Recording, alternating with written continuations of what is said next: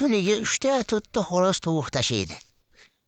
Puliga to'g'ri kelsa sotamiz, pulini qiziq diyorlariga beramiz. Bo'lmasa tomosha qilib kayf shug'ullasizlar, aka-ukalar, yuftali привозноylar sotiladi deyishadi. Hammani dardi sotish bo'lib qoldi. Bozorda tugab ketyapti, firmada tugab ketyapti, lekin bularda hech tugamaydi, hech xo'roz tovuqlar. Voy o'ldirib yutdi, bir raundda qochirib yutdi deb maqtanishni bilishadi. Xo'rozlari qochsa tan olib, erkak bo'lib, akalar xo'rozim qochdi, xo'makan boy berdi deb birortasi gapirolmaydi. Haqiqiy xo'roz o'z kamayib ketyapti.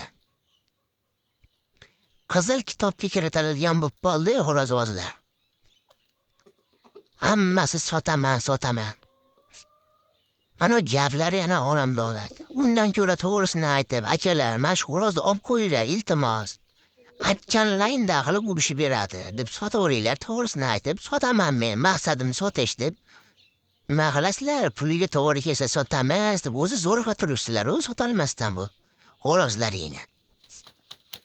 Uzr ekan, kimgadir gapim tegib ketgan bo'lsa akalar.